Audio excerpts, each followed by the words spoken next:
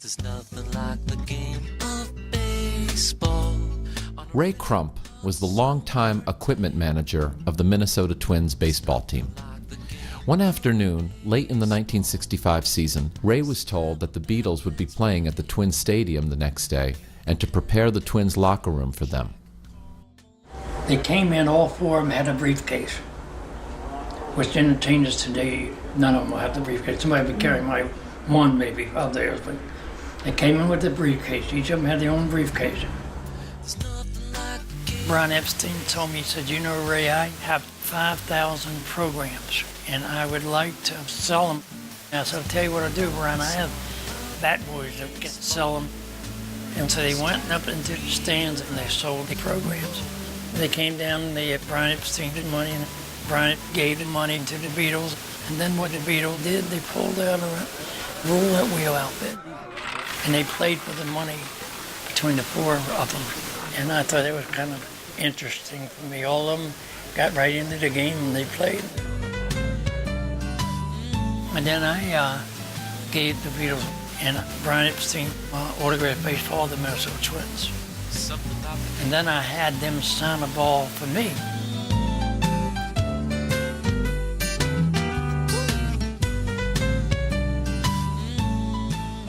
But they just hung out. They were just waiting to go on. Speaking of baseball, it turns out in later years, Paul McCartney became a great fan of the New York Yankees, his favorite player being Yankee center fielder Bernie Williams. It was after a game, right? And I am so sweaty and dirty, and he is coming into the clubhouse. I go outside, and I didn't know what to do. I didn't know if I should hug him or shake his hand. I didn't know what to do. So I gave him a big hug. I was a little smelly though, so I'm a little embarrassed by that though. But he seemed to be fine with it, so it's cool. You know, he's been a Yankee fan for a long time. Definitely one of my greatest moments. It was just cool.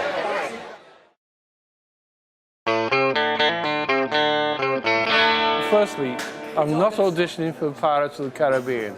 I was in a car crash yesterday. Tony Bramwell grew up with the Beatles in Liverpool, later becoming a close and trusted aide of theirs.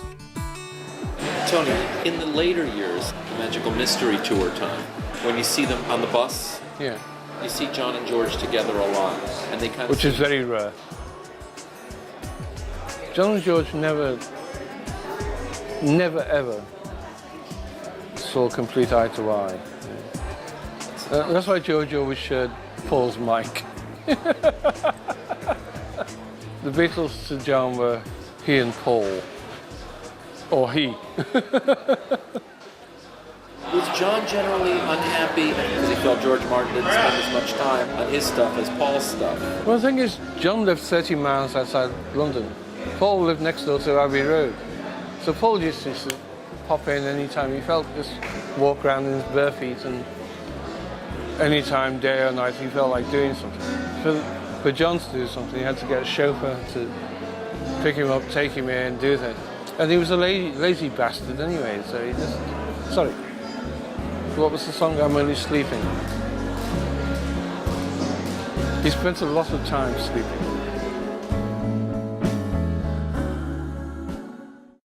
Well, today I interviewed Klaus Voormann. That was such a thrill. I mean, he was a friend of the Beatles, dating all the way back to their Hamburg days, and later played on many of their solo albums. He also happened to make the cover for the Revolver album. Do you remember when you were done with the cover, what was the presentation like and what was the reaction? I had full free hand and I felt so confident and I felt so good about it. We went to George Martin's office and I put the original up and just opened it up and everybody looked at it and it was all silent in the room. Nobody said a word. And I said, oh shit, this sounds bad to me. And then suddenly Paul came up and said, oh, this is great. That was the first thing. Did John say anything specific to you about it? He said, well, what's this? You put yourself on that cover there too, aren't you? Naughty boy, naughty, naughty. That's what he said.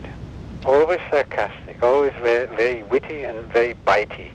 You know, he was really a rough character.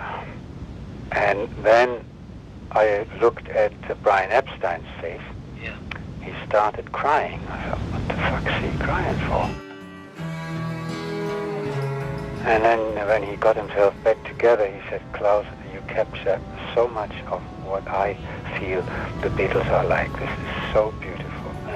And everybody said, this is fantastic, Klaus. We are stuck for words. They were all really, really happy, and it was a great, great moment for me.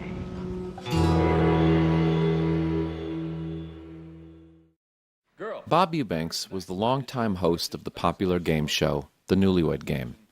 He also happened to be the concert promoter for the Beatles' famous Hollywood Bowl appearance in 1964. The day of the Hollywood Bowl concert, that must have been pretty hectic. I was having a pretty tough day. You know, we sold 18,000 seats, but there was 100,000 kids on the hills. In fact, we've had calls from dignitaries from the British government here in town, from important show business people wanting tickets the last moment, and we can't come up with a ticket anywhere. The kids have the entire house for themselves. As a matter of fact, I think it was Frank Sinatra's office called to your house this morning. We wanted 20 tickets. It's just not available. Neil Aspinall, the road manager, came to me and said, the boys want to talk to you. And I was in kind of a irascible mood. And I said, okay. So I went in the dressing room, and there they were, John, Paul, Ringo, George. And McCartney says, oh, we hear you're having a bad day. And I said, I'm having a bad day. He says, well, if there's anything that we can do or our organization can do to make your life easier, let us know. And I thought that was really cool because, you know, he validated what I was doing. And you know, that's all you have to do in this life, you know, is to validate the other person. And the other person will go to the end of the world for you. And at that point, I would have gone to the end of the world for them. It was really kind of a cool moment. I was in India. I got a letter from my girlfriend dumping me, and I was devastated. And somebody said, why don't you try meditation? I went to the ashram. After I got in, I learned meditation, and it was a miracle. It worked. Was it shocking to you when you got to the ashram and there were the Beatles? Did you know they were going to be there? No, didn't know they were going to be there. I was sitting with John one day, and he looked at me and he said, so how come you're here? In a kind way. And I said, heartbreak, meditation, miracle. And he looked off into the distance and he paused and he said, ah, yes, love can be very tough on us sometimes, can't it? And I said, mm-hmm. And he said, but you know, the really great thing, Paul, is that with love, you always get a second chance. And in that moment, it was really important to me. Here was one of my heroes saying, keep perspective. You may feel that way now, but you always do get a second chance. And it wasn't until a few months later, and I read about he and Yoko getting together, and I realized, he was talking about me, but he was also talking about his own second chance.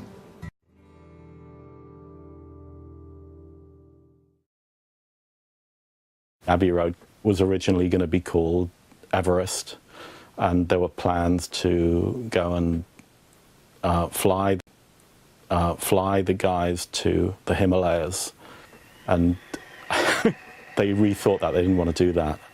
Paul definitely said, you know, maybe we should just go outside in the street and call it Abbey Road. Why don't we do it in the road? I heard that the head engineer on the album smoked a brand of cigarettes named Everest. Yes, so Abbey Road could have been named after that. But Paul took the decision that they weren't going to go to Mount Everest and film, and he'd rather just go out in the street, take a photograph, and call it Abbey Road. And the fortunes of the studio have never regretted it since. Because up until that point, we never called it. It was called EMI Studios. The sign on the front was EMI Studios, and we never even thought of calling it Abbey Road. So really, Paul not only named an album and took a photograph, he also renamed the studios for eternity.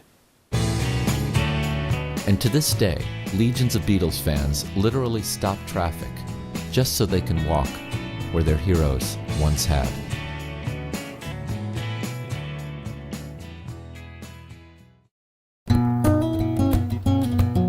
What happens, I made Midnight Cowboy, and things exploded for me.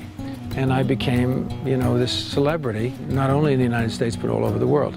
And I was in London, walking down King's Road, And someone said, you know, John Lennon is having dinner in that restaurant. And so when I heard his name, I said, well, you know, I'm a celebrity too. I think I'll just, maybe I should meet John Lennon now. So I went to the door of the restaurant and I asked one of the maitre d's, I said, listen, I don't want to bother John, but would you tell him that John Voight, the actor from Midnight Cowboy, is out here and would love to come in and say hello? Would you give him that message? And I was thinking, you know, this will be fun, and this is like what you get when you get celebrity. You have this ability, you know. So I was feeling all of that, and the maitre d' comes back and says, Mr. Lennon doesn't really want to be bothered at this moment in time. And I went, oh, okay. And I was way up there, you know. And then I kind of fell, and I made my way back to my little apartment with my girlfriend. She was very lovely to me. But in my heart, you know, I was kind of hoping to meet John. And I never did meet John. Would like to have met him. I met some of the other fellows and liked them all. But I mean, I never met John. John was my guy.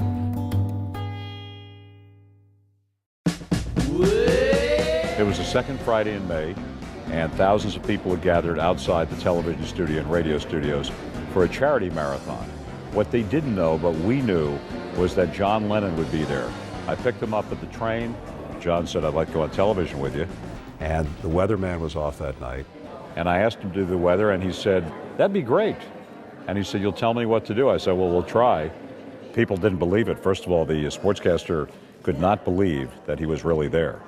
All of a sudden, much to the surprise of a couple of 100,000 viewers, John Lennon popped into their television screen doing the weather on Action News in Philadelphia. We're about here. I had a substance Scranton when I was 16, but stopped and cured it. This is meant to be green, and this is the northwest wind, but if you do that, it falls off. After the interview, he went back out to the backyard of the station. He auctioned off his dirty socks, his red, white, and blue socks, and he spent the afternoon doing autographs and meeting people. But nobody believed that John Lennon was actually on the air in Philadelphia television, live on a spring afternoon. For Action News, I'm Larry King. Thanks for being with us.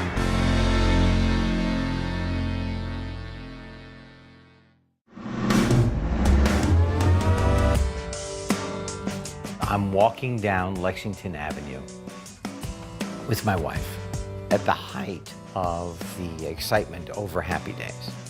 And all of a sudden, walking down Lexington Avenue is Paul McCartney. My heart is racing. My wife is hovering above the sidewalk. I cannot believe that a Beatle is coming toward us.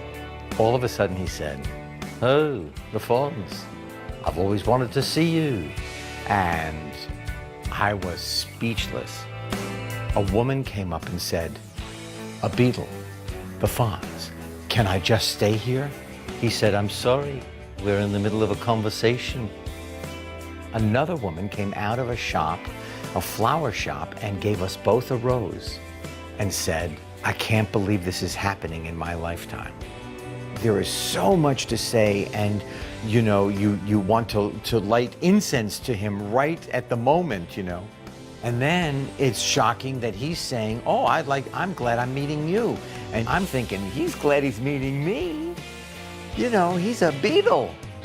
Holy mackerel. My name is Joseph Charles Mullen, and I was the guitar player in the band called Badfinger.